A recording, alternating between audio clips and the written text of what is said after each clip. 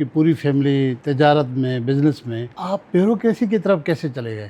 تو میرے والد جب مجھے بچپن میں دیکھتے تھے میں پڑھائی میں اچھا ہوتا تو وہ مجھے اکثر یہ کہتے تھے، ان کے الفاظ یہ نہیں کہتے کہ یہ سی ایس پی بنے گا۔ سندھ پبلک سروس کمیشن کے ایگزام میں اسسٹنٹ کمشنر کے ایگزام میں اپیئر ہوا، اور پھر سی ایس ایس بھی اسی سال میں نے کیا۔ اسی سال میں 84 میں نے دونوں ایگزام دیے، ایک ایگزام ہوا دونوں میں پاس ہوئے، اور دونوں میں نے سندھ اربن میں ٹاپ کیا۔ سر اس وقت کے ڈی سی کو، اس وقت کے اے سی کو جو میجسٹرل پاور تھے جنرل پرویز مشرف صاحب نے لے کے جو ہے وہ دے دیا، تو اس سے بڑا نقصان نہیں ہوا ہے؟ بالکل، دیکھیں نا آپ وہ پاور کوئی، اب ڈی سی کے گھر کے تو طاقت نہیں آتی تھی نا، طاقت حکومت کو آتی تھی۔ ایڈمنسٹریشن کا ایک اختیار، مطلب ایک عزت تھی، ایک انفلوئنس تھا کہ آپ دیکھیں ان حالات میں بھی اب آپ نہیں سوچ سکتے کہ یہ ایڈمنسٹریشن اس طرح کام کر سکتی ہے۔ ہم نے ایڈمنسٹریشن کو ناکارہ بنا دیا کہ جو ایڈمنسٹریشن کی ایک طاقت تھی، وہ طاقت کس کے استعمال میں آتی تھی؟ حکومت کے استعمال میں آتی تھی۔ ایک ملک کی جو امن و امان کو بہتر کرنے میں استعمال ہوتی تھی، وہ ہم نے ختم کر۔ اچھا سر، آپ نے کچا بھی دیکھا، پکا بھی دیکھا، ایم پی اے بھی دیکھے، سیاستدان میں دیکھے، تو آپ نے کہا ان کے بازار اتنی اچھی اوطاق نہیں تھی جو آپ نے جا کے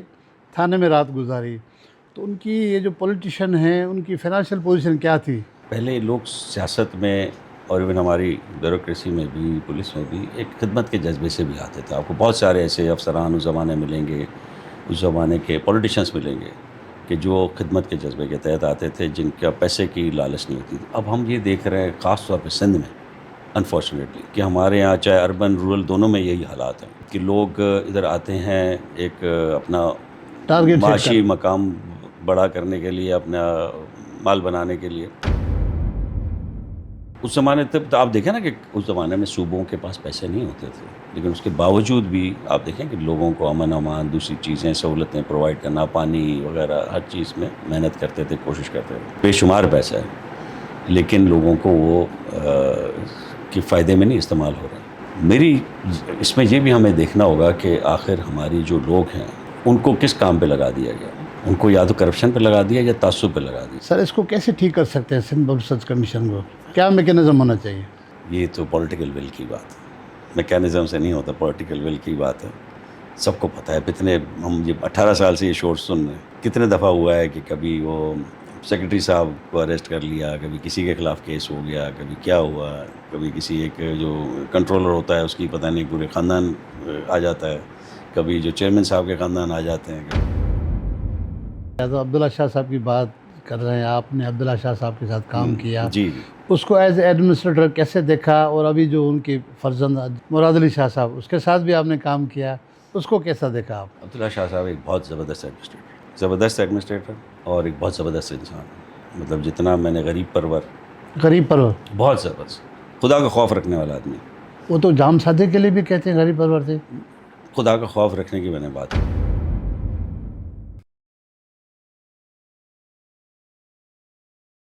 السلام علیکم ناظرین، منصور نامہ میں آج ہم نے جس شخصیت کو زحمت دی ہے وہ بہت نامور شخصیت ہے، بیوروکریسی میں ان کا اپنا ایک مقام رہا ہے، آج کل ریسرچ کر رہے ہیں، ان کا اپنے پیشے سے بہت زیادہ دلچسپی ہے۔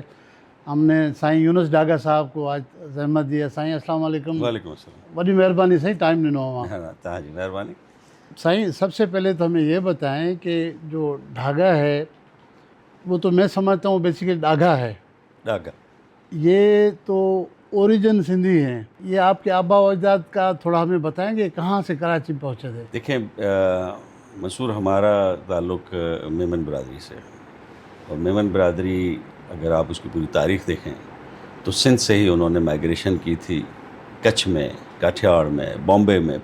یہ تجارتی کرنے والے لوگ تھے، تو جہاں جہاں ان کو تجارت کے مواقع ملتے تھے، روزگار کے مواقع ملتے تھے، شفٹ ہوتے رہتے تھے۔ تو پورے بیلٹ میں آپ کو میمن ملیں گے، یہاں سے لے کے بامبے تک۔ لیکن یہ ہوا کہ جیسے مائگریشن کے ساتھ ہوتا ہے کہ تھوڑے علاقے اب جب دور جاتے ہیں تو آپ کی لینگویج تھوڑی آہستہ آہستہ چینج ہوتی جاتی ہے، اس کو ڈائلیکٹ کہتے ہیں۔ ہر 25-30 کلومیٹر میں فرق آتا ہے۔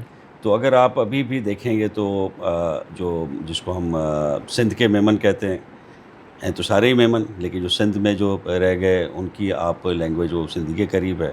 کچھی میمن کو ڈائلیکٹ تھوڑا سا ڈفرینٹ ہے، اور پھر جب آپ کاٹھیاواڑی میمن یا جوناگڑھ کے میمن ان کو آپ دیکھتے ہیں تو ان کا ڈائلیکٹ کے اوپر گجراتی کا بہت اثر ہے، گجرات کے وہ جو رہے علاقے میں، انڈین گجرات میں۔ تو یہ اس طرح ہم اس لینگویج ہماری جو ہے، لیکن اس میں بہت سے آپ یہ دیکھیں گے کہ بہت سے ایسی چیزیں کہ جو کہ پرانی سندھی میں ہیں وہ اب میمنی لینگویج میں آپ کو ملے گی. اگر جو بھی اچھی میمنی پرانی میمنی بولتے ہیں اوریجنل جو سندھی ہے تو وہ سندھی جو میمنوں کے اب پاس آپ ہے. کو سندھیوں میں نہیں نظر آئے گی. نظر وہ نہیں آئے گی. جیسے ہم بھیڑو کہتے ہیں، یہ تو اب آپ کہتے ہیں گڈ ہلوں تھا، ہم چلتے بھیڑو ہلوں. تو جتنی آپ پرانی سندھی کیا پڑھیں گے بیت وغیرہ، تو بھیڑو از دی ورڈ جو اس میں ساتھ چلنے کو کہا جاتا تھا. تو اس طرح آپ کو تو اسی میں ایک لفظ ہے ڈاگھا، ڈاگھن ڈیرن ڈینا میں کہ ڈکھ کنا، شالتی بٹائی کا یہ ایک مصرع ہے. تو یہ آگاہ وہی ہیں جو شاہ عبد اللطیف بٹائی نے اب یہ اپنے ہے کہ سسی اس میں کو کہا. اب وہ چونکہ ہمارے جو بڑے تھے وہ شاید کو بہت قداور لمبے چوڑے ہوں گے، تو ان کو پھر وہ ایک ہمارے ہاں یہ جو میمنوں میں سرنیم ہوتے ہیں، سرنے میں بالکل ہے. تو ہر فیملی کا ایک نیم ہوتا ہے. تو وہ ہر آپ کو جب بھی جائیں گے تو آپ کو وہ نیم کے ساتھ ہوگا. میمن کم لکھتے ہیں ہم اپنا وہ سر نیم زیادہ لکھتے ہیں. تو وہ پھر ڈاگھا اس طرح ہمارا نام پڑ گیا کہ ہمارے ساتھ بڑے اس طرح قداور لمبے چوڑے ہوں گے تو ان کو ڈاگھا کہا جائے. تو اس کی خیر ایک ہسٹری بھی ہماری فیملی کی، لیکن وہ بہت لمبی بات ہو جائے گی. تو یہ میں وہاں ڈاگھا وہیں سے آیا. سر لیکن ہم دیکھ رہے ہیں کہ آپ کی پوری فیملی تجارت میں، بزنس میں، آپ بیوروکریسی کی طرف کیسے چلے گئے؟ کہتے ہیں نا کہ آپ کے جو بڑے وہ جب آپ کے لیے کوئی دعا کر دیں تو وہ اس کا بڑا اثر ہوتا ہے. تو میرے والد جب مجھے بچپن میں دیکھتے تھے میں پڑھائی میں اچھا ہوتا تو وہ مجھے اکثر یہ کہتے تھے، ان کے الفاظ یہ نہیں کہتے کہ یہ CS P بنے گا. CS P بنے گا. ہاں، اپنے دوسرے بچوں کے دیکھو یہ کتنا اچھا پڑھتا ہے، یہ CS P بنے گا. تو ان کا ایک کہنا تھا. لیکن اس کے بعد یہ بات وہ بھی مطلب وہ میں بھی بھول گیا تھا، انہوں نے بھی اس پہ زور دینا چھوڑ دیا تھا. پھر میں پری میڈیکل کی طرف گیا اور اس وقت والد صاحب کا خیال تھا کہ میں ڈاکٹر بھی بن سکتا ہوں. تو پری میڈیکل میں میرا ایڈمیشن ہو گیا. ڈاؤ میڈیکل اس وقت ٹاپ کی تھی یونیورسٹی. لیکن پھر میں نے کہا کہ نہیں، شاید میں میڈیکل کے لیے فٹ نہیں ہوں. پھر میں نے بزنس کی طرف آنا شروع کیا، BCom وغیرہ اور یہ سب پڑھنا شروع کیا. بعد میں پھر یہ ہوا کہ ایک دن بھائی جو ہیں بڑے بھائی عارف ڈاگا، انہوں نے مجھے ایک دن کہا کہ دیکھو یار یہ اشتہار آیا ہے اخبار میں، تو اس میں اپلائی تم کیوں نہیں کرتے؟ تو اسسٹنٹ کمشنرز کا اختیار تھا provincial Sindh public service commission کا. تو مجھے تب تک میرے ذہن سے CSS وغیرہ کے خیالات نکل چکے تھے، وہ بچپن کی باتیں تھیں. تو میں نے کبھی سوچا نہیں تھا. کراچی کے لوگ بہت کم سوچتے ہیں، یہاں کے اسٹوڈنٹس، خاص طور ہماری برادری میں تو لوگ اپنے کاروبار اور ان چیزوں کو زیادہ سوچتے ہیں. تو میں نے بہرحال اس کے اوپر پھر جب کام کرنا شروع کیا بھائی کے کہنے کے اوپر، پھر پتہ چلا کہ CSS بھی ہوتا ہے اور وہ فیڈرل گورنمنٹ ہوتا ہے، یہ پروونشل ہوتا ہے، یہ سب چیزوں. پھر بعد میں مجھے پتہ چلا، پھر میں دونوں میں اپیئر ہوا. سندھ پبلک سروس کمیشن کے ایگزام میں اسسٹنٹ کمشنر کے ایگزام میں اپیئر ہوا، اور پھر CSS بھی اسی سال میں نے کیا. اسی سال میں 84 میں نے دونوں ایگزام دیے. ایک ایگزام ہوا دونوں میں پاس ہوئے، اور دونوں میں میں نے سندھ اربن میں ٹاپ کیا. اور اس میں بھی میں اسسٹنٹ کمشنر ہو گیا. پھر میرا پشاور میں ٹریننگ شروع ہو گئی. اسی دوران میری انٹرویو کال آ گئی CSS کی، وہاں پہ مجھے DMG مل گیا. پھر میں نے وہ چھوڑ کے پشاور سے ٹریننگ میں لاہور کی ٹریننگ میں چلا گیا، اور پھر وہاں سے پھر. اچھا سر، آپ کی سندھ میں بیوروکریسی میں بہت ساری یادیں ہیں، تو سب سے اچھا آپ کو کون سا ضلع یا کون سی تحصیل لگی؟ دیکھیں میں آپ کو اگر بتاؤں تو سندھ کے لیے ہم نے بڑا جس کو کہنا چاہیے کہ ایک اچھا دور گزرا، اور لوگوں نے بہت محبت دی. سب سے زیادہ میں کہوں گا تو میرا وقت بہت ہی اچھا گزرا خیرپور میں. خیرپور میں. اور خیرپور میں تقریباً 2 سال کے قریب میں وہاں رہا، اور اس عرصے کے اندر مجھے وہاں کے لوگوں نے بہت محبت دی، اور ہم نے بھی کوشش کی کہ ان کے لیے کچھ کام کریں. کچھ کام اللہ تعالیٰ نے اچھے کروا دیے. خاص طور پہ ہم نے جب میں سول ہاسپٹل میں جب میں شروع میں وہاں پہ ڈپٹی کمشنر لگا تھا تو ایک ایکسیڈنٹ ہو گیا.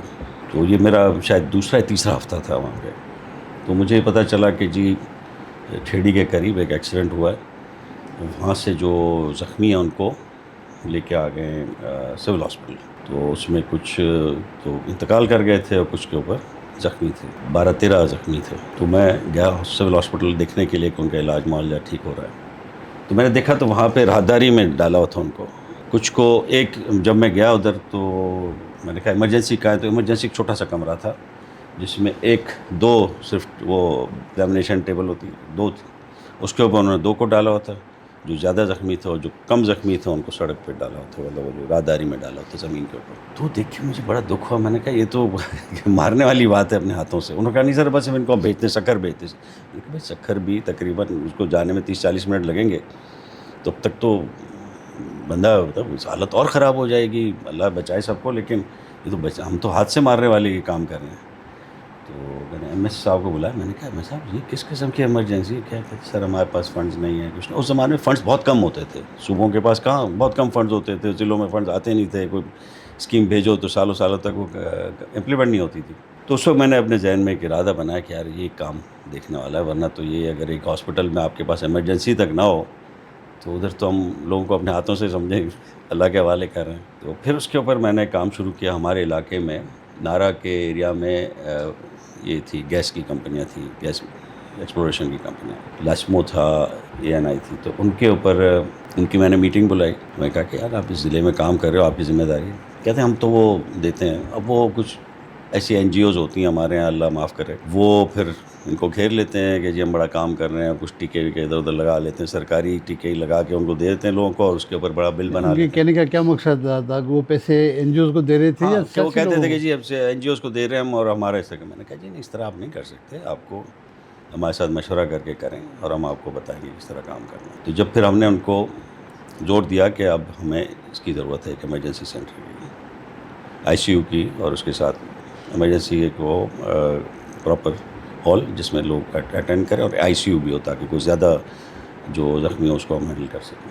تو پہلے تو انہوں نے رجسٹ کیا, اس کے بعد پھر جب ہم نے اپنا ایڈمنسٹریٹو تھوڑا سا پاور استعمال کیا تو انہوں نے کہا کہ اچھا ٹھیک ہے. تو وہ پھر اس کے علاوہ ہم نے کراچی میں جو میرے دوست تھے ان کے ہم پیسے لے کے گئے, اپنی فیملی سے بھی کچھ ہم نے ریکویسٹ کی, کچھ ادھر ادھر سے کر کے ہم نے اس کو پورا پروجیکٹ بنایا.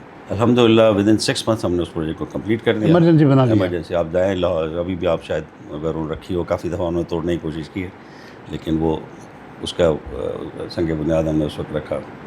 اس کے بعد کرنا یہ ہوا منصور بھائی کہ وہ ابھی ہماری ICU کمپلیٹ ہوئی, ہمارا آپریشن تھیٹر کمپلیٹ ہوا, اس پورا ایک یونٹ ہے, اور ایمرجنسی کے 6 7 8 بیڈ وہ تھے, اور ICU کے اندر 3 بیڈ تھے, اور ایک پراپر آپریشن تھیٹر بنا لیا.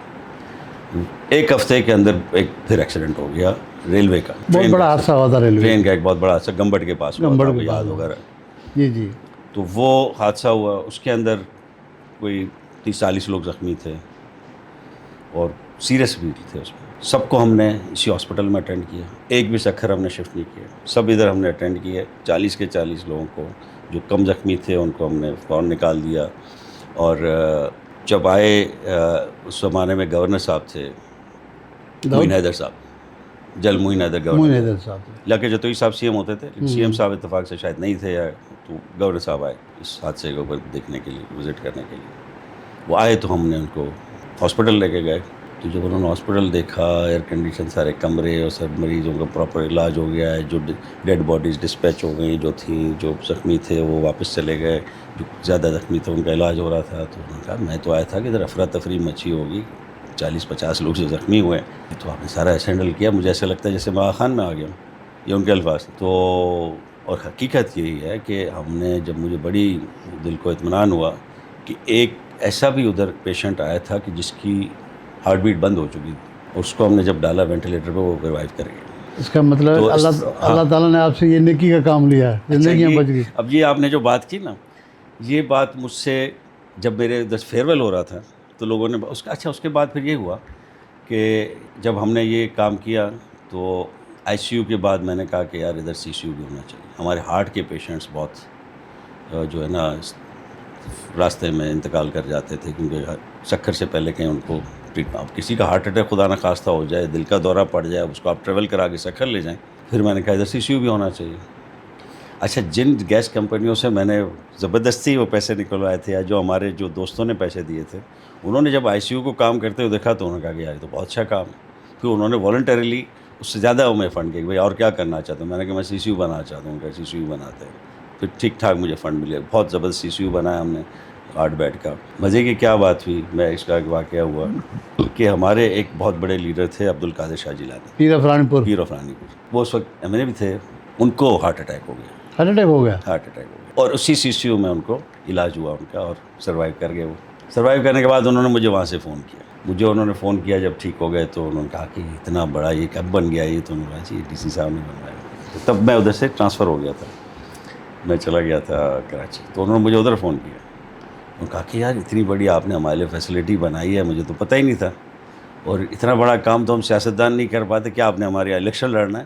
تو میں نے کہا نہیں صاحب الیکشن آپ لڑیں، ہم تو وہ انہوں نے مجھے وہاں سے فون کر کے ایکنالج کیا کہ دیکھو آپ کے اس علاج کی وجہ، اس فیسلٹی کی وجہ سے آج میں. پھر اس ٹائم کے چیف سیکرٹری یا چیف منسٹر نے دیگر ڈپٹی کمشنروں کو نہیں کہا کہ یار تم لوگ کیا کام کر رہے ہو، اور ایک جو ہے یہ دیکھو کراچی کا باشند آ کے یہاں کیا کچھ کر رہا ہے؟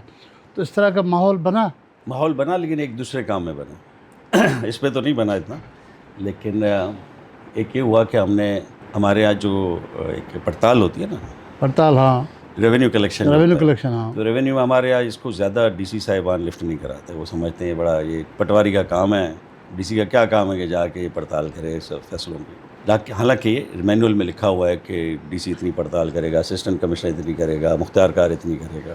تو ہمارے یہاں یہی روٹین تھا کہ جی وہ بنا کے دیتے تھے مختار کار، اور اس کو اگر 5%، 10% اوپر چلتا تھا تو بورڈ آف ریونیو بھی قبول کر لیتا تھا. ہاں اس نے بڑھا کے دیا ہے، پچھلے سال اگر فرض کیجیے 10 کروڑ تھا تو اس نے 11 کروڑ کر دیا، بہت اچھا ہے. میں نے کہا نہیں، میں نے کہا پڑتال کروں گا، میں کروں گا، اور اس چیز سے کہا کہ تم لوگ پڑتال کرو گا. یقین اگر ٹھیک نہیں ہوگی پڑتال کسی کی تو میں تو مختار کار سب کو میں نے دیکھا. ڈی سی جب پڑتال کے نکلے گا تو مختار کار کو بھی کرنی پڑی، ورنہ تو ہمیشہ یوں کھانا پوری ہوتی ہے نا، گلو آنگ جنگ کے چوندان پڑھنا.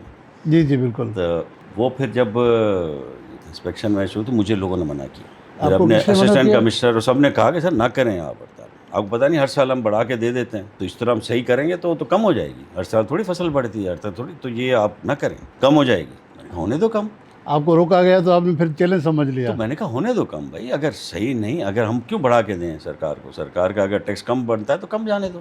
اب یہ کہ جب پڑتال ہم نے شروع کی تو جہاں پہ پہلے ہم نے کبھی چاول اور سستی فصلیں رکھی ہوئی تھی، وہاں پہ باغ نکل آئے، وہاں پہ گنا نکل آئے. تو ان کا ریٹ ڈفرینس ہے، تو بہت بڑھنی شروع ہو گیا. پریشان ہو گئے لوگ کہ کیا ہو رہا ہے. تو وہ ایک دم سے ریٹ ہمارا بہت بڑھنا شروع ہو گیا پڑتال کا ریٹ. ہوا کیا کہ جب فائنل کیا انہوں نے تو کم ہو گیا. تو میں واقعی پریشان ہو گیا. میں نے کہا یار واقعی یہ لوگ صحیح کہتے تھے. میں نے تو پھر میں نے کہا ٹھیک ہے، اگر کم ہے تو کم سے. تو مجھے ایک پرانا جو تھا نا، وہ ہمارے آفس میں ایک اسسٹنٹ تھا، وہ مجھے پریشان دیکھ رہا تھا کہ صاحب پریشان ہے. تو مجھے میرے پاس آیا، کہتے صاحب میں آپ کو ایک بات بتاؤں، آپ ایک کام کریں، جتنے بھی فیلڈ بکس ہیں نا سارے منگا کے اپنے دفتر میں رکھ لیں، اور ان کا ٹوٹل آپ اپنے سامنے کروائیں کہ لکھا ہوا کچھ ہے، ٹوٹل کچھ ہے. یہاں تک جگاڑ. تو جب اس کا ہم نے چیک ٹوٹل ٹھیک کروایا، میں نے یہی کام کیا، 2 دن بٹھا کے سارے فیلڈ بکس لے لیے تپیداروں سے. وہ 56% بڑھ گیا، پچھلے سال سے 56% آئی، جو 5-10%. تو وہ پھر ادھر شور مچ گیا بورڈ آف ریونیو میں اور کمشنر آفس میں اور سب میں. تو سب نے کہا کہ بھائی جب خیرپور میں 56% بڑھا ہے تو تم لوگ بھی بڑھاؤ. دو. تو انہوں نے کہا نہیں صاحب انہوں نے زبردستی ایسے ہی کروایا کچھ. تو باقی ڈی سی پریشان ہو گئے کہ آخر وقت میں ہمیں تنگ کر رہے ہیں اس طرح کے فگرز لا کے. تو وہ ایک تھا کہ جس کے اوپر ان کو سب کو گورنمنٹ نے پش کیا کہ آپ اسی طرح کریں اس طرح. تو وہ ایک اچھا تھا پیریڈ کے جس میں ہم نے. اچھا سر، ہم نے وہاں آپ کے ساتھ سرکار نے بشیر میمن صاحب کو SSP تعینات کیا. جی. بشیر صاحب بتاتے ہیں کہ ہمیں جو کچھ کام کرنا ہوتا ہے، کسی کو چابی دینی ہوتی تھی، تو ہم نے ایک انڈرسٹینڈنگ بنا لی تھی کہ کہیں آپ گرم ہوں گے کبھی میں ٹھنڈا ہوں گا، کبھی میں گرم ہوں تو آپ ٹھنڈا ہوں گے. تو اس طرح سے ہم نے پورے خیرپور کو زبردستی سے ایسا خوبصورت انتظام چلایا. یہ بات ٹھیک ہے سر؟ جی بالکل انہوں نے صحیح بات کی. میرے دور میں وہاں پہ 3 SP رہے. بشیر میمن شروع میں تھے، اس کے بعد ملک افضل آئے، اس کے بعد آخر میں غلام نبی میمن بھی وہاں پہ میرے ساتھ رہے. اور تینوں وقت میں نے دیکھا کہ ہم نے اچھی کوآرڈینیشن رکھی تھی. خاص طور پہ بشیر کے ساتھ تو میری ایک دوستی بھی ہے، آپ کو پتہ ہی ہے. تو وہ ایک ہمارا ایک فیملی تعلق بھی ہے. اس کے بعد پھر غلام نبی میمن کے ساتھ بھی اچھا رہا. تو ان دونوں نے بڑا ایک پروفیشنل کام رکھا ہوا تھا، کہ کیونکہ اس زمانے میں کچے کے ڈاکوں کا ایک بہت بڑا ایشو تھا، اور اس کو ہینڈل کرنے میں ہم اس زمانے کے ڈپٹی کمشنر، ڈسٹرکٹ مجسٹریٹ کا ان کے پاس اختیار بھی ہوتا. تو ڈپٹی کمشنر اپنے جو اختیارات ہوتے تھے، اپنے تعلقات ہوتے تھے، اس سے کافی SP کی مدد کر سکتا تھا. اب میں آپ کو یہ بتاؤں کہ یہاں تک بھی ہوتا تھا کہ کبھی کبھار جو کچے میں جو برادریاں ہوتی تھیں جس میں وہ ڈاکو ہوتے تھے، اس کو میسج جب ہماری طرف سے جاتا تھا کہ بھائی ڈی صاحب نے اب یہ کہا ہے، اب یہ بندے پیش کروانے ہوں گے، تو ہم ہمارے ساتھ کوآپریٹ کرتے تھے. تو کہیں پہ ہم پولیس کا کام آسان بھی کرا دیتے تھے، ہم پیش بھی کروا دیتے تھے بندے. تو آپ کی بات کی زیادہ تر وہ اہمیت دیتے تھے. بالکل دیتے ہیں، کیونکہ اب آپ کو میں بتاؤں نا، اب کچے میں جاتا تھا. ایک میں واقعہ آپ کو بتاؤں کہ آپ کو یاد ہوگا کہ ایک زمانے میں گورنمنٹ نے اسکیم بنائی تھی کہ کچے کی زمینیں ہم دیں گے وہاں کے لوکل ہاریوں کو. تو ایک تو طریقہ یہ تھا کہ آپ مختار کاروں سے بلا کے اور دے دیں گے جی اس کی زمین ہے، پرائم منسٹر صاحب کو بلا کے ان کو سندیں دے دیں اور اللہ خیر سلام. میری طریقہ اور تھا، میں خود جا کے کچہری کرتا تھا. تو میں پکے کے جو کچے کے علاقے قریب تھے وہاں کے، جب میں نے کچہریاں کر لی، پھر ایک بہت ہی گلو سیال ایک بڑا اندر کا علاقہ تھا، ایریا ہے بالکل. تو وہ مجھے کرنی تھی کچہری. تو بشیر میمن اس وقت تھا ایس پی، اس کو پتہ نہیں تھا کہ میں جا رہا ہوں کچہری. آپ جا رہے ہیں ادھر؟ اچھا، مجھے جو ہمارا مشورہ ہوا ریونیو کا، انہوں نے کہا جی سر پولیس کو نہ لیں، پولیس کا مسئلہ رہتا ہے، تو آپ جائیں گے تو کوئی مسئلہ نہیں ہے. تو مجھے سارے وہاں کے علاقے کے جو بڑے تھے انہوں نے کہا کہ سر آپ آئیں، آپ ہمارے مہمان ہیں، کوئی مسئلہ نہیں. اس علاقے کے اندر جو بھی لوگ ہوں ہم سے باہر نہیں اور آپ سے باہر نہیں. تھا وہ ٹاکوں کا علاقہ تھا نارے جو ادھر کافی. میں چلا گیا، میں نے وہاں جا کے کچہری شروع کر دی باقاعدہ، جتنے اور باقاعدہ اوپنلی کہ کوئی اس میں کوئی شکایت نہ رہے کہ کسی وڈیرے کے کہنے کے اوپر ہم نے کسی کو دے دیا، کسی کے ہاریوں کو دے دیا. ہم نے جو جینوئن ہاری تھے ان کو زمینیں دے رہے. اب وہ علاقے کے اندر بہت بڑی کچے کی زمینیں تھیں، کوئی 2-2.5 ہزار ایکڑ. اور وہ ایک دن میں پورا نہیں ہو. اور وہ ادھر دوپہر ہو گئی اور ادھر لوگوں نے بتایا ایس پی صاحب کو، تو ایس پی نے مجھے ادھر سے میسج کرنے شروع کر دیے. ایس پی کہ ڈی صاحب سے کو مجھ سے بات کرے. اب وہ اس زمانے میں موبائل فون وغیرہ ہوتے نہیں تھے، وائرلیس تھا پولیس تو کا. وائرلیس وغیرہ. میں پھر جا کے وائرلیس سے اور پھر ادھر چلا گیا تھانے میں. فون تھا گلو سیال تھانہ تھا کچے کا، اس میں تو ایس پی صاحب فون پہ فون، میسج پہ میسج، مجھے فون کر کے لڑنا شروع ہو گیا مجھ سے کہ آپ چلے گئے ادھر بغیر مجھ سے پوچھے، مجھے بتائے بغیر، خدا نخواستہ آپ کے ساتھ کچھ ہو گیا، میری بےزتی ہو گئی، آپ کو آپ کیا کر رہے ہیں سر، آپ پتہ ہے کتنا خطرناک علاقہ ہے. میں نے کہا میں لوگوں کو کچھ دینے جا رہا ہوں، لینے تو نہیں جا رہا ہوں، نہیں جا رہا ہوں، جھگڑنے نہیں جا رہا ہوں. جب وہ ان کو پتہ ہے کہ یہ ہمارے فائدے کے لیے آیا تو پھر پورا علاقہ میری حفاظت کر رہا ہے. آپ فکر نہیں کرو، آپ آرام سے رہیں. ہوا یہ کہ پھر شام ہو گئی، میں واپس نہیں آیا. نہیں آئے. کام تھا، انہوں نے کہا کہ سر یہ تو اب ایک دن اور لگے گا، تو آپ ہمارے مہمان ہیں. بیچاروں نے ہماری بڑی دعوتیں ہوتے ہیں، اچھا مہمان بولا یہیں پہ آپ ٹھہر جاؤ. تو مجھے پھر ادھر کا جو تانے کا ایس ایچ او تانے کا ایس ایچ او جو آ گئے، سر مہربانی کریں رات کو نہ رکے. تو میں نے کہا تمہارے تھانے میں ہے نا بندوبست، ادھر لگاؤ چارپائی، میں ادھر سو جاتا ہوں. تو میں تھانے چلا گیا. میں تھانے میں تو تم میری حفاظت کر سکتے ہو. تو کچے کے تھانے میں جا کے میں رات سو گیا. وہ رات آپ نے کچے کے تھانے میں گزاری؟ میں نے کہا کہاں شہر جاؤں گا، واپس آؤں گا 2 گھنٹے خراب ہوں گے. تو میں وہیں پہ، آپ یقین مانے وہ رات بشیر میں سو نہیں سکا تھا. جب پریشان تھا وہ کہ کچے میں بیٹھا ہوا ڈی سی کچھ ہو گیا اس کے ساتھ، ڈی سی نہ ہوا ہو جائے.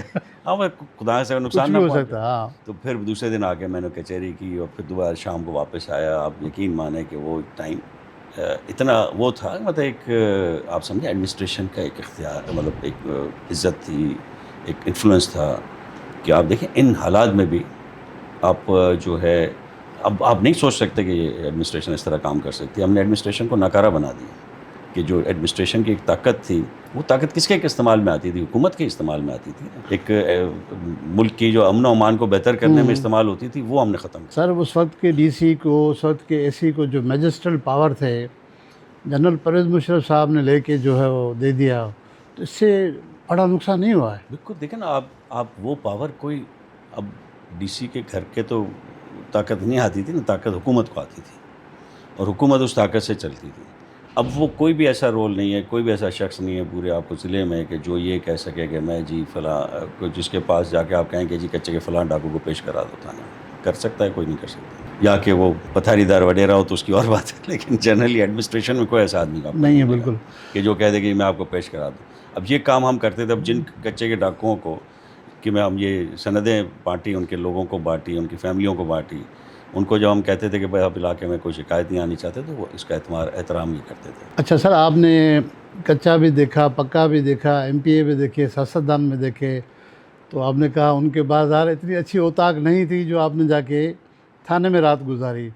تو ان کی یہ جو پولیٹیشین ہیں، ان کی فائنینشیل پوزیشن کیا تھی؟ آپ یہ دیکھیں نا کہ اب ہم نے جو ایک پہلے لوگ سیاست میں اور ایون ہماری بیوروکریسی میں بھی، پولیس میں بھی ایک خدمت کے جذبے سے بھی آتے تھے. آپ کو بہت سارے ایسے افسران اس زمانے ملیں گے، اس زمانے کے پولیٹیشینس ملیں گے کہ جو خدمت کے جذبے کے تحت آتے تھے، جن کا پیسے کی لالچ نہیں ہوتی تھی. اب ہم یہ دیکھ رہے ہیں خاص طور پہ سندھ میں انفارچونیٹلی کہ ہمارے یہاں چاہے اربن رورل دونوں میں یہی حالات ہیں کہ لوگ ادھر آتے ہیں ایک اپنا ٹارگیٹ معاشی مقام بڑا کرنے کے لیے, اپنا مال بنانے کے لیے.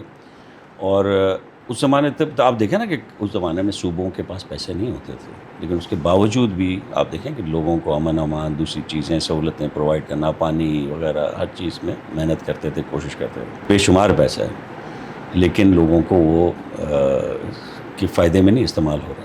میری اس میں یہ بھی ہمیں دیکھنا ہوگا کہ آخر ہماری جو لوگ ہیں ان کو کس کام پہ لگا دیا گیا.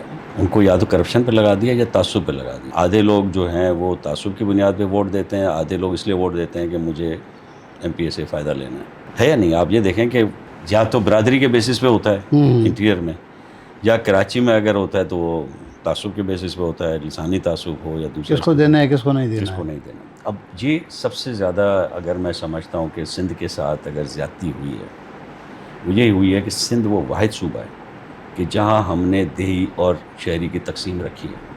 آئین میں رکھی گئی. اس کی بیس کس نے ڈالی سر؟ آئین میں رکھی گئی, اس کی بیس آئین میں رکھی گئی. اب دیکھیں نا, آئین میں صرف ایک صوبہ ہے جس میں شہری صوبہ شہری ہے اور دیہی ہے. کوٹا, دیہی اور شہری کوٹا رکھا گیا بھٹو صاحب نے. بھٹو صاحب نے 73 کے آئین میں رکھا گیا. اس کی وجہ کیا تھی؟ تو باقی صوبوں میں کوٹا نہیں ہے؟ شہری اربن رورل نہیں ہے. اربن رورل نہیں ہے کہاں ہے؟ نہیں, کہیں پہ بھی نہیں, صرف ایک صوبے میں. مجھے آپ بتائیں کہ اگر آپ نے اس وجہ سے رکھا, اور ٹھیک تھا اس زمانے میں کہ جی کراچی کے اندر بہت اچھی تعلیم تھی, کراچی کا آدمی جب کراچی کا لڑکا جب اپیئر ہوتا تھا ایگزام میں تو وہ دیہی سندھ کے لوگوں سے اچھا پرفارم کرتا تھا. دیہی سندھ کے بڑے اچھے نامور لوگ آتے تھے اس وقت, لیکن تھوڑا سا وہ میرٹ پہ پیچھے رہ جاتے تھے باقی علاقوں کے لوگ. وہ ٹھیک ہے یہ بات کہ آپ کی جو اس دور میں اسکولنگ اتنی اچھی نہیں تھی, مواقع نہیں تھے, نہیں تھی, وہ ایک ٹھیک تھا. کیا چولستان میں اور لاہور میں سیم تعلیم تھی؟ چولستان کے ایک سیرا کے اندر ایک ٹاٹ کے اسکول کے پڑھنے والا ایچ ایس این کالج میں پڑھنے والے, ایف سی کالج میں پڑھنے والے کے برابر مقابلہ نہیں کر سکتا. وہاں پہ کیوں نہیں کیا گیا؟ پنجاب کا کیوں ایک کوٹا ہے سی ایس ایس میں؟ پورے پنجاب کا ایک کوٹا ہے. پنجاب کہاں سے کہاں ہے, دیکھیں رورل پنجاب, آپ ساؤتھ پنجاب, نارتھ پنجاب, اٹک وغیرہ, یہ سب کے الگ الگ تعلیمی معیار ہوں گے, لیکن ان کو ایک کوٹا میں رکھا گیا. کے پی کے اندر آپ جائیں تو ادھر کا جو اسلامیہ کالج ہے, ادھر کا جو بنس کالج ہے ایبٹ آباد کا, اور لیکن کوہستان کے جو پہاڑی علاقوں کے پسماندہ اسکول کا بچہ جو ہے وہ آپس میں کمپیٹ ڈائریکٹلی نہیں کر سکتا, لیکن وہاں پہ ایک کوٹا رکھا گیا. حالانکہ وہاں تو آپ دیکھیں کہ ہزارہ صوبے کی تحریک کب سے چل رہی ہے, ان کو الگ کوٹا نہیں دیا گیا, ساؤتھ پنجاب کو کوٹا الگ نہیں دیا گیا. سندھ میں یہ تقسیم رکھی گئی, اور وہ آج تک تعصب کی بنیاد بنی ہوئی ہے. ہم سب کی سیاست اسی کے اوپر چل رہی ہے, ہم سب کی گفتگو اس پہ چلتی ہے. اس پہ ایک وجہ یہ بھی ہو سکتی ہے نا کہ سندھ کے جو پڑھی لکھی کلاس تھی وہ ہندو تھے, مائیگریشن میں وہ سارے چلے گئے. جو مسلم تھے ان میں اتنی تعلیم تھی نہیں اور ان کو اتنے مواقع بھی نہیں تھے, تو میجارٹی جو باہر سے آنے والی تھی وہ پڑھی لکھی تھی. تو انہوں نے یہ ریئلائز کیا کہ یہ جو اگر اس کو ابھی بھی ایک جمپ یا ایک پروموشن نہیں ملے گا تو پھر یہ تو پیچھے رہ جائیں گے. وہ آپ کو اگر آپ سندھ کو جو ابھی تک جو مسائل ہیں, میرا اپنا یہ کہنا ہے, اور جو اس کے دوران ہے, پھر آپ نے دیکھا لسانی سیاست چلی, پھر تشدد چلا, ایک دوسرے کو مارنے کی ایک سیاست چلی. حیدرآباد میں ایک قوم کو مارا گیا, کراچی میں دوسروں کو مارا گیا, ایک دوسرے یہی سلسلہ ہمارا پچھلے 70s کے بعد سے جو 80s سے شروع ہوا ہے, آج تک ہم اسی میں پھنسے ہوئے ہیں, ہم نہیں نکل سکے اس سے. اور سندھ آج تک نہیں نکلا. آج بھی سیاست ان لوگوں کی اسی کے اوپر چل رہی ہے. ہماری جو بھی دو بڑی پارٹیاں ہیں, دونوں ابھی تک لسانی تعصبی سیاست پہ کر رہے ہیں کہ جی ہم کراچی کو اگر مل رہا ہے تو سندھ انٹیریئر سندھ کا نقصان ہو رہا ہے, اور انٹیریئر سندھ کو جو مل رہا ہے تو کراچی کا نقصان ہو رہا ہے. کبھی ایک سندھ کی طرح ہم نے سوچا نہیں. اس کی وجہ بھی یہی ہے کہ ہم نے دیہی اور ایک نہ صرف یہ کہ کوٹا رکھا ہوا ہے اسی ہم نے آئین میں, بلکہ ہم نے سیاست بھی اسی کے اوپر چل رہی ہے. آج تک سیاست ہماری مرجر کی یا ایک اتحاد کی سیاست نہیں ہے. لیکن سر ابھی اگر ہم دیکھ رہے ہیں کہ کوٹا میں جو اربن کی کوٹا ہے وہ سیٹیں خالی جاتی ہیں, رورل جو ہے وہ خالی نہیں ہوتی ہیں. تو اربن کلاس جو ہے وہ آج کل بچے کیوں اس طرف نہیں جا رہے ہیں سر؟ میں آپ کو بھی بتاؤں نا, ایک تو تعلیم برباد ہو گئی. ہمارے جو اربن کی جو تعلیم ہے, اگر ہم جو 80s کے بعد سے جو حالات ہوئے یہاں پہ, فسادات اور یونیورسٹیوں میں اور تعلیمی اداروں کے اندر ایک تعصب, جھگڑا, اور اس کام پہ ہم نے لگا دیا. ہم نے اپنے بچوں کو, ہم نے اپنی 2 نسلوں 3 نسلوں کو ہم نے ٹی ٹی, بندوق, جھگڑا, فساد, بتاخوری, کلیکشن کرنا, ان کاموں پہ ہم نے لگا دیا. ہم نے اپنے نوجوانوں کو, جو ایک کراچی تعلیم کا مرکز ہوتا تھا, پوری دنیا یہاں پہ تعلیم حاصل کرنے آتی تھی. یہاں پہ آپ کو منصور, شاید آپ مجھ سے ینگ ہو, لیکن ہم جب چھوٹے ہوتے تھے کراچی کی سڑکوں کے اوپر آپ کو بحرین کی, کویت کی گاڑیاں نظر آتی تھی, جس میں وہاں کے نوجوان ہوتے تھے جو اسٹوڈنٹ تھے ہمارے یہاں. آپ کو یونیورسٹی کی پارکنگ میں, آپ کو NED کی پارکنگ میں, آپ کو کالجوں کے باہر یہ اربوں کی گاڑیاں کھڑی ہوتی تھی, جو کہ کالجوں میں ایڈمیشن لے کے تعلیم حاصل کرتے تھے, کیونکہ کراچی ایک تعلیم کا مرکز تھا. اس کی سب سے بڑی جو پہلے خرابی ہوئی, اب میں پھر وہی کہوں گا, کہ جب ان کو ہم نے نیشنلائز کر لیا.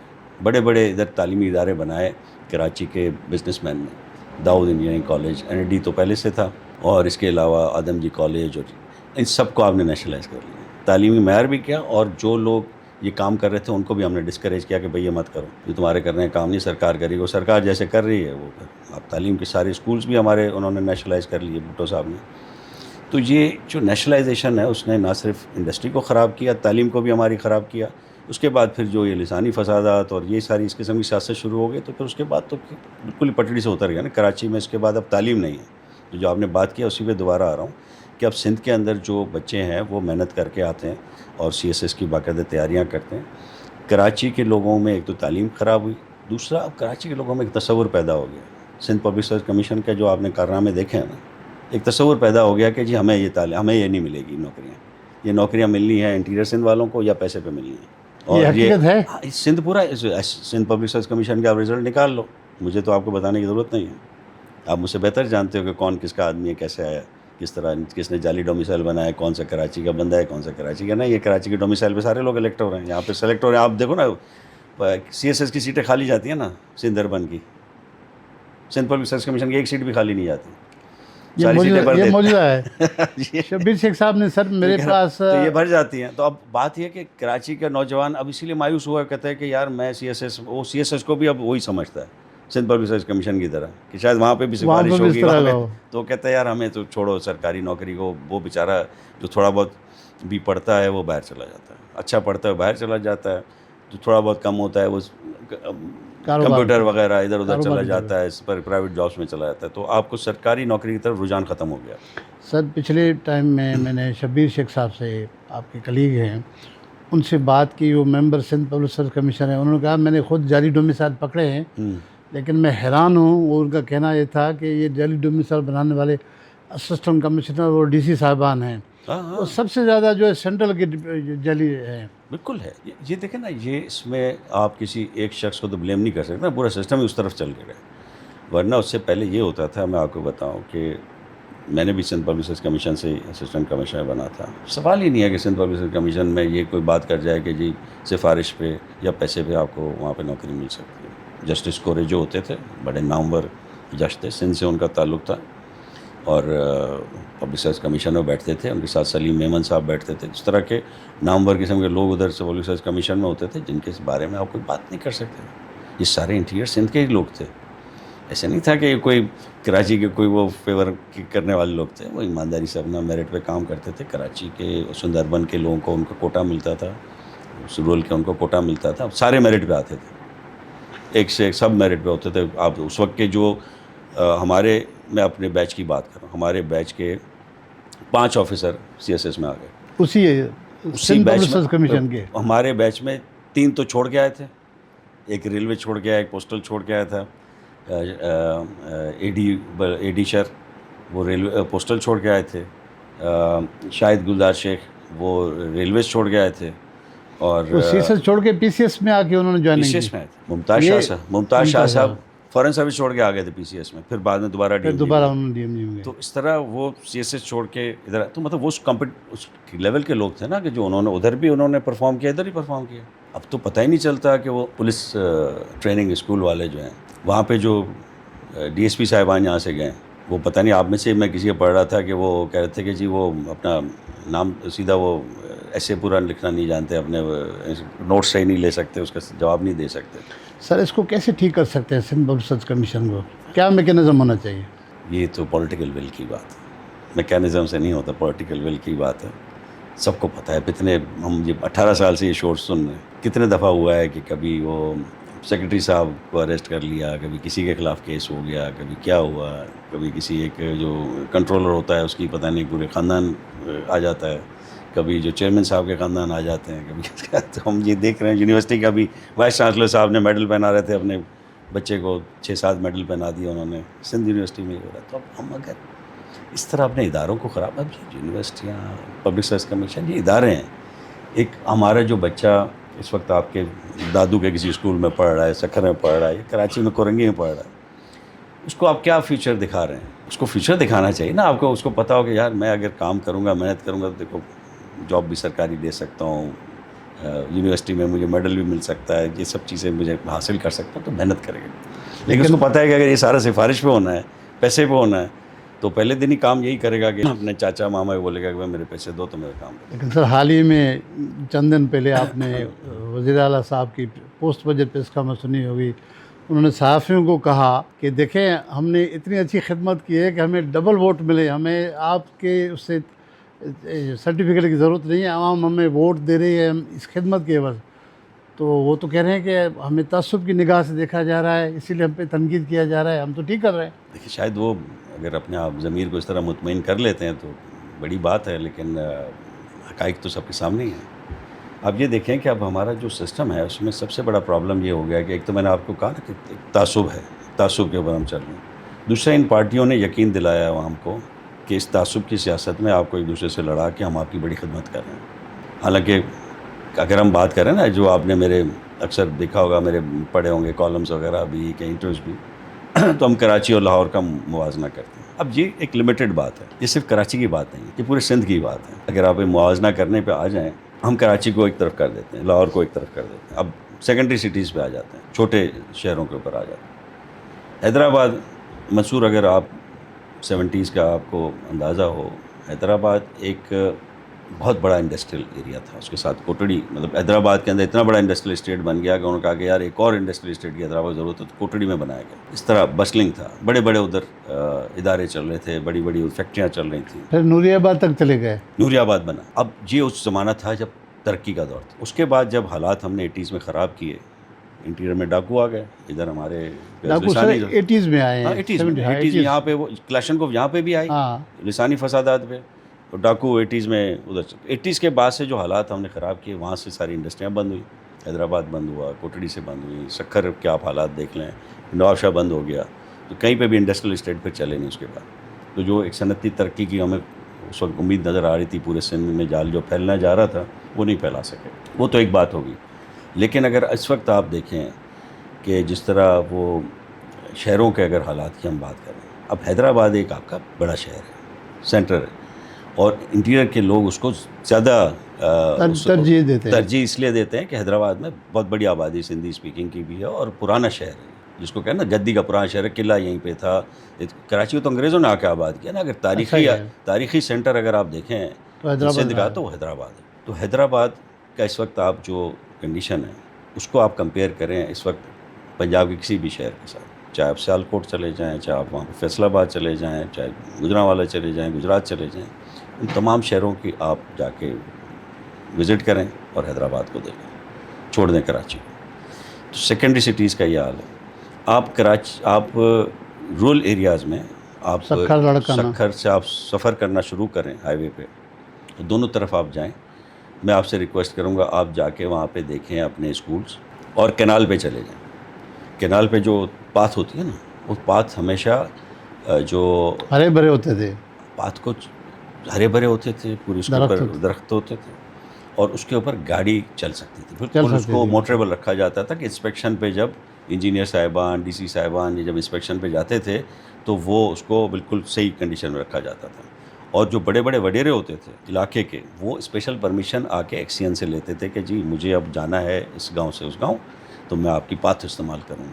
इतनी पाथ अच्छी होती थी कि सड़क के मुकाबले में पाथ इस्तेमाल करते थे। आज आप उन पाथों को हाल दें। रोडी कैनाल है ना, सबसे बड़ी कैनाल है आपकी, मेजर कैनाल है, उस पर आप चले जाएँ, कहीं पे भी चले जाएँ, आपको उस पाथ के ऊपर गाड़ी आप चला नहीं सकोगे, चलाओगे तो झटके लगेंगे। जी कैनाल्स आप देख लें, आप स्कूल्स देख लें, आप गांव देख लें, जो लोगों के घर हैं बने हुए वो देख लें। उसके बाद आप जैसे ही क्रॉस करेंगे पंजाब में पहुंचेंगे, उसके बाद आप गांव की हालत देखें, اس کے بعد اب اسکولوں کی حالت دیکھیں, اس کے بعد اب چلے جائیں کینال پاتھ پہ, آپ کو لگے گا گورنمنٹ ہے, مینٹیننس ہوتی ہے چیزوں کی, دیکھ بھال ہوتی ہے چیزوں کی, آپ کو لگے گا, آپ فوراً فرق نظر آئے گا. حالانکہ آپ اس علاقے میں جا رہے ہو جس کو پسماندہ کہا جاتا ہے, ساؤتھ پنجاب جن کا شکایت ہے کہ ہمیں وہ پراپرلی فنڈ نہیں ملتا, ہمارے اتنی خیال نہیں رکھا جاتا. ساؤتھ پنجاب آپ کو سندھ سے کئی گنا بہتر ملے گا. تو اب یہ صرف کراچی کی بات نہیں ہے, لیکن اگر ہم یہ کہیں کہ نہیں جی ہم نے بہت اچھا کام کیا ہے اور ہم ٹھیک کام کر رہے ہیں, اور اگر ہم اس پہ مطمئن رہتے ہیں, اور اگر ہمارے عوام بھی اگر مطمئن ہے کہ ہم نے ٹھیک پارٹیوں کو ووٹ دیا ہے, یہ صحیح کام کر رہے ہیں, تو پھر سندھ کا اللہ ہی حافظ ہے, میں کیا کہہ سکتا ہوں. لیکن پیسے تو سر بہت زیادہ سرکار دے رہی ہے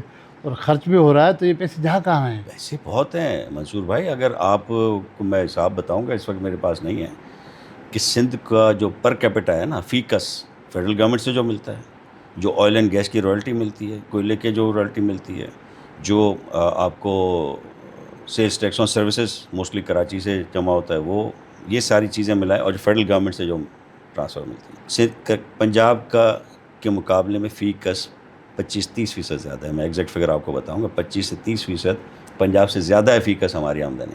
لیکن وہاں پہ جو ہے آپ دیکھ لیں شہروں کے حالات, دیہات کے حالات, سب کے حالات دیکھ لیں. کیونکہ صرف ہمیں کراچی کی بات کریں, لوگ سمجھتے ہیں صرف کراچی کی بات کرتے ہیں, لیکن سارا ہی ہمارا ڈیولپمنٹ کا ہی ہے. اب میں آپ کو ایک اور بات بتاؤں, جب میں کیئر ٹیکر میں تھا تو کیئر ٹیکر میرے پاس کچھ دنوں کے لیے یہ بھی تھا نا, فائنانس اور ڈیولپمنٹ, پلاننگ اینڈ ڈیولپمنٹ. تو سب سے پہلے میں نے جو میٹنگ کی, وہ میں نے میٹنگ کی فلڈ افیکٹڈ ایریاز کے لیے, کہ بھئی بتاؤ ان کے گھر کتنے بنے. تو 10% گھر بھی نہیں بنے تھے, حالانکہ ہمیں آئے ہوئے کو 2 سال ہو چکے تھے, فلڈ کو آئے ہوئے 3 سال ہو چکے. 2020 کا فلڈ تھا, ہم 2023 میں اس کو ڈسکس کر رہے تھے. 3 سال میں 10% گھر بھی نہیں بنے تھے, حالانکہ فنڈنگ پوری موجود تھی, ورلڈ بینک ہر جگہ سے. بہرحال ان کو میں نے کہا اسپیڈ اپ کراؤ, اب وہ شاید تھوڑا اسپیڈ اپ ہو بھی گیا ہوگا. لیکن میں نے ان سے ایک بیسک بات کی, میں نے چلو انشاءاللہ یہ گھر تم لوگ کچھ اسپیڈ بہتر کرو گے تو ہو جائے گا. حالانکہ گھر پہلے 2-3 سال میں بن جانے چاہیے تھے, لوگ سڑکوں پہ ابھی تک ہیں یا ابھی تک ان کے پاس گھر نہیں ہے اپنے. لیکن ایک اور بڑا مسئلہ تھا. بڑا مسئلہ یہ ہے کہ میں نے کہا یہ اب بارشیں 2 دفعہ, اس دفعہ آپ دیکھیں یہ رائٹ بینک جو ہے 2 دفعہ ڈوب چکا ہے. رائٹ بینک میں آپ کا لڑکانہ, دادو اور یہ 7 یہ سارا, ہاں جی بالکل, جام شو, شکارپور ہے, کشمور, گندکوٹ, جیکوباد پور. ہاں, تو رائٹ بینک میں نے کہا 2 دفعہ ڈوبا. 19 میں پہلے ڈوبا تھا, پھر 2010 میں 10 میں بھی, پھر یہ توڑی 2020 فاٹک بند ٹوٹا تھا, ہاں بند ٹوٹا تھا. اس کے بعد یہ ابھی اس دفعہ 2022 کے سیلاب میں. ہاں, بارش. تو میں نے کہا یہ اب سیلاب, یہ کلائمیٹ چینج, اب یہ روز ہر سال ہو سکتا ہے, ہر کسی سال ہو سکتا ہے. اب یہ اس کے اوپر جو ہے نا ہمیں پرماننٹ کام کرنا چاہیے. تو تم لوگوں نے کچھ کام تو کیا ہوگا, یہ میں نے اریگیشن والوں کو بلا کے کہ ڈرینیج کا کوئی کام ہو رہا ہے. تو انہوں نے کہا جی RBOD تو پتہ نہیں, RBOD کا سارا, میں نے کہا پانی تو آپ مچھر میں ڈالو, مچھر کا ہی بیڑا غرق ہو رہا ہے, لیکن آپ نے اس کے لیے کیا راستہ ڈھونڈا ہے. کہتے سر وہ اس کے لیے مقصد ہے, ان کے پاس کوئی جواب نہیں. میں نے کہا اگر آپ اوپر سے 2-3 اگر ڈرینس بنا لیں اور سیدھا اس کو دریا میں نکال دیں تو آپ کو مچھر لیک تک پانی لانے کی ضرورت کیا ہے, اوپر کا دریا تو پورا ساتھ ہی بہہ رہا ہے. تو انہوں نے کہا سر بالکل اس کے اوپر تو کام ہم نے سوچا بھی تھا, لیکن پھر ابھی. تو میں نے کہا کیا کیوں نہیں. تو کہتا سر وہ پھر حکم نہیں ملا. میں نے کہا حکم کون آپ کو دے گا, آج تک وہ کوئی ایسی اسکیم نہیں ہے. میں نے اس کو بہت زور دیا, میں نے کہا کچھ بنا کے لاؤ اسکیم. انہوں نے کہا کہ سر اس کے لیے کنسلٹنٹ رکھنے پڑیں گے, بڑا کام ہے, نہیں ہو سکتا. ڈیفینیٹلی ہم 2-4 مہینے کی جو ہماری تھی اس میں کیا ہو سکتا تھا, لیکن میں نے ان کو کہا کہ یار اس کے اوپر کام شروع کر. کہتا ہاں سر میں کرتا ہوں شروع. اس وقت جو سیکرٹری صاحب تھے.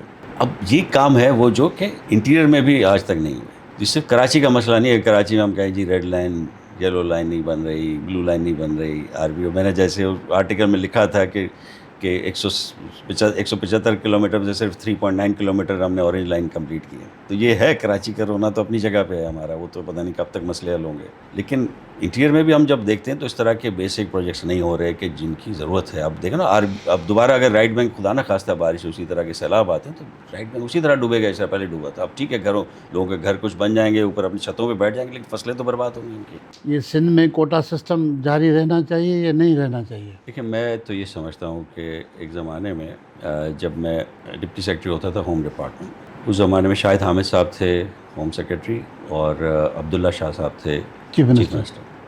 اس زمانے میں میں نے ایک پروپوزل بھیجا تھا وہ کراچی کے حالات کے بارے میں, کہ میں نے کہا کراچی کے حالات کا ایک سب سے بڑا مسئلہ یہ ہے, کراچی میں جو پولیس ہے وہ کراچی سے تعلق ان کا نہیں. اور پھر میں نے ان کو دنیا کی مثالیں بھی دی تھیں کہ ساری دنیا میں لوکل پولیسنگ کی جاتی ہے تاکہ لوکل لوگ ایک دوسرے کو زیادہ جانتے ہیں, تو وہ کنٹرول کرنے میں, ان کو ڈیٹیکٹ کرنے میں کرائم کو ان کی زیادہ آسانی ہوگی. اس بات پہ عبداللہ شاہ صاحب نے اس پروپوزل کو اپروو کیا تھا.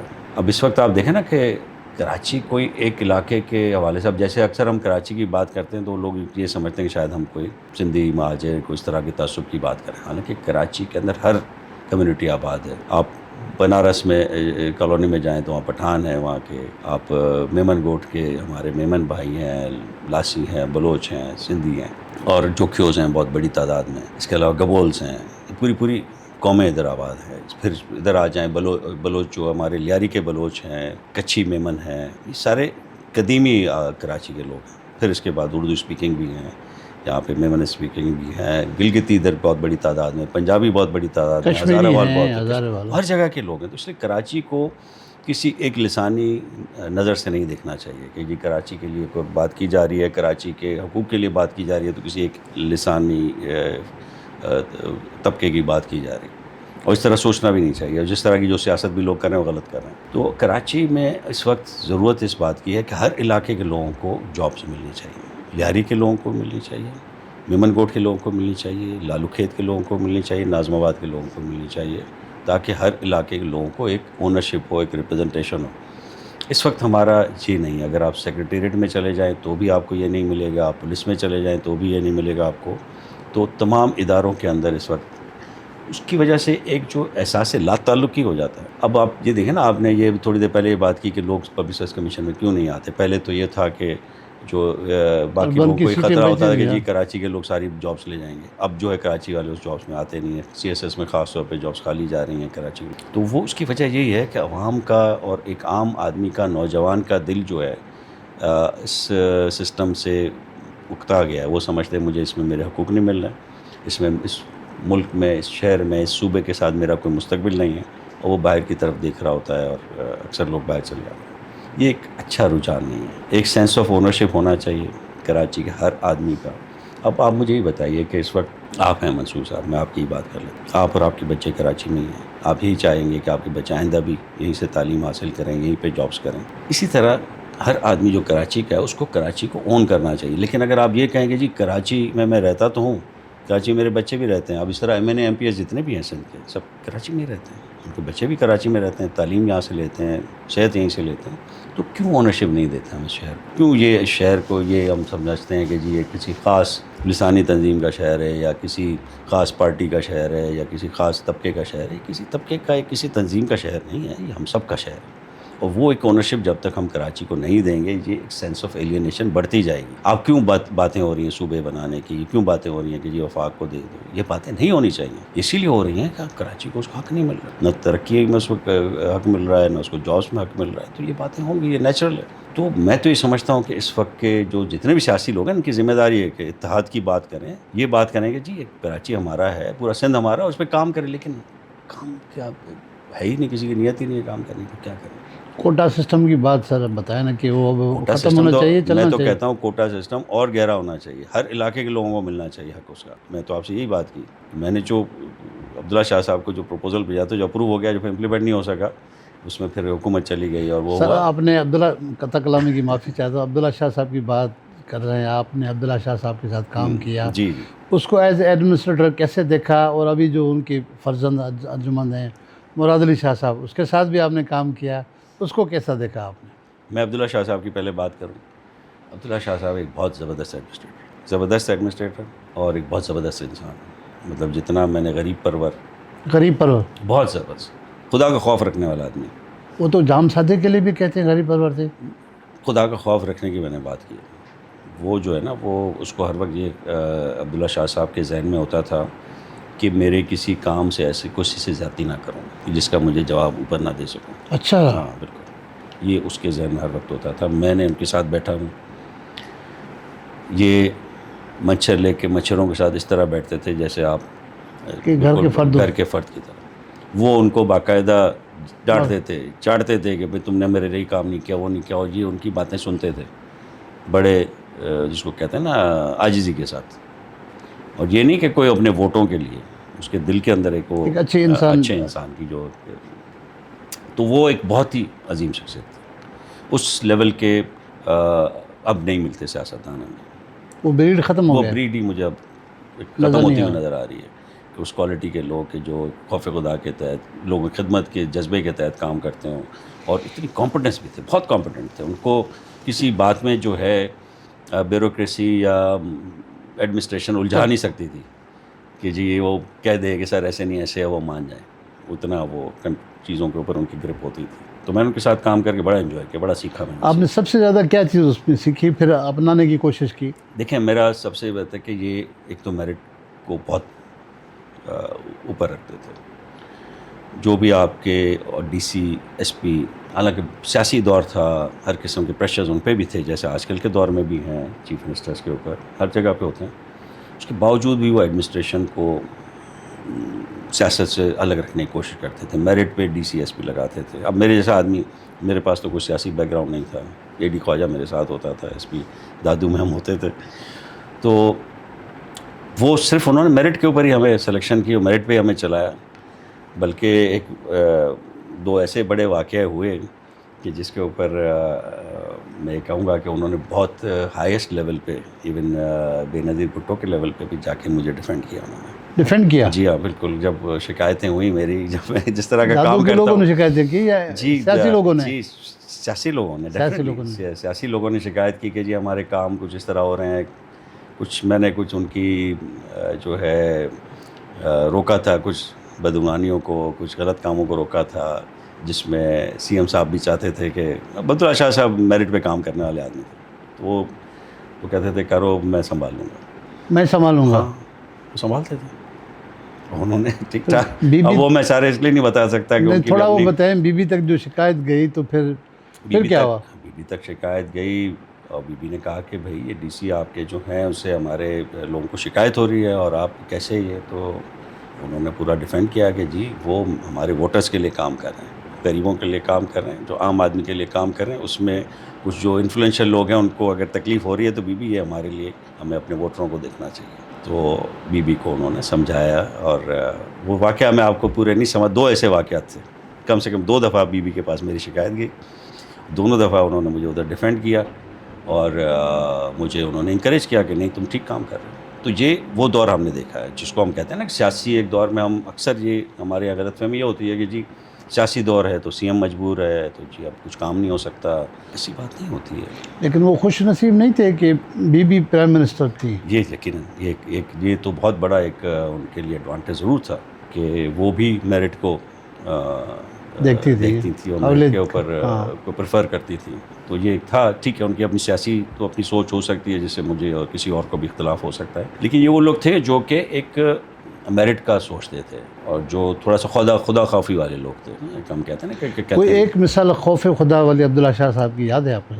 بہت ساری. میں آپ کو بتاؤں نا کہ یہ جب وہ جاتے تھے نا, خاص طور پہ اپنے علاقے میں جاتے تھے, تب ان کو صحیح دیکھنے کا موقع ملتا تھا. تو ایک دفعہ ہم گزر رہے تھے, ایک گاؤں سے کسی سے ملنے جا رہے تھے, تو راستے میں کسی جو ہے نا عورت نے چیخے کہا کہ ہاں تو جائے گا وڈیرے سے ملنے, ہمارے یہاں کہاں آتا ہے. اب پورے اتنے بڑے رش کے اندر وہ آواز سن لی انہوں نے. سن لی آواز؟ ہاں, کہ یہ پہلے تو جا رہے تھے ڈیفینیٹلی کسی بڑے مطلب جو اس کے علاقے کا, وہ بہت بڑا وڈیرا تو نہیں تھا جو بھی ادھر کے چنگا مرچ جس کو بولتے ہیں, تو وہ اس کے پاس جا رہے تھے.